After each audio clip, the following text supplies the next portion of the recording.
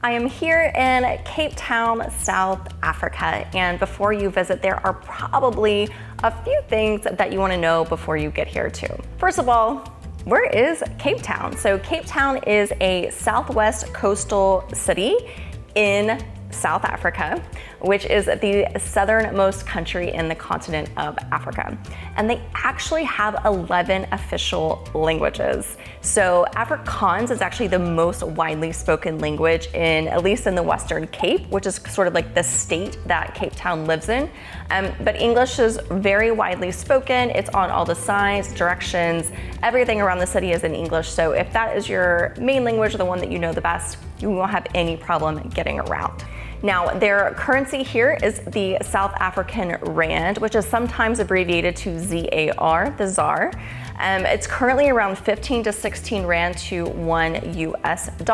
So the exchange rate right now is really favorable to the dollar and a handful of other currencies. And although it is December right here where I am, because it's in the southern hemisphere, it's actually summer. So another reason that this is a popular digital nomad destination is because when it's winter in Europe and other in the northern hemisphere, you can pop down to Cape Town and keep living your best summer life. So right now the temperatures are hovering around 70 to 75 during the day, Fahrenheit, which is about 21 to 23 degrees Celsius. And then at night it cools off to like a really good temperature of like 55 to 60 degrees Fahrenheit, which is around 16 to 18, 19 degrees Celsius. So it is still pretty early summer. So I would say it's a little bit on the cooler side, but it's definitely heating up. The other thing to be aware of is that it can get really, really windy here. So there's been a handful of activities that we've had to postpone or even cancel altogether because the winds were too high and we just weren't able to do them. Great for windsurfing if that's something that you're really into, but for some other activities such as like hiking, Table Mountain, surfing days, they really rely on knowing what the weather is. Some other facts to know before you come is it is nicknamed the Mother City, and actually when you first walk in through the airport and you're walking through, it actually says welcome to the Mother City. And they also have 3 capital cities, so they're broken up by branch. The legislative branch is housed in Cape Town, and then the executive and judicial branches are actually in other cities. So instead of having all their power concentrated into just one city in the country, it's actually split up into 3.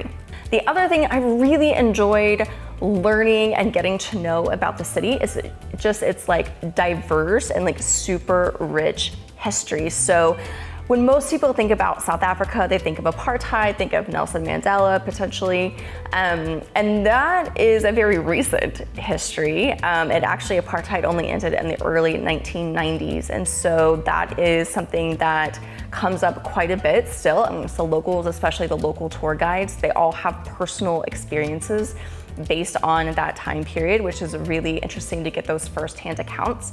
But what I've also learned is that it has a really rich, past history as well. So for a long time, it was occupied and sort of developed by the Dutch East India Company. So Cape Town specifically was a really popular spot that former travelers and seafarers used to stop on their way to India and the Far East. So it was a good stop between Europe and the Far East. And so they stopped here. They actually built a castle. They made this their home for a long while. Till the British came in and the British ruled it for a little bit until South Africa eventually got their independence. But that means that the city has a lot of different influences between the Dutch, between the British. You'll see it in some of the architecture, obviously the language that we speak as well. But then it also has a lot of influence from other African countries and surrounding tribes, hence why there's 11 official languages. And so it is a really, really interesting, rich cultural, historical city that I really wasn't expecting when I got here. So I'm definitely really enjoying that aspect of Cape Town.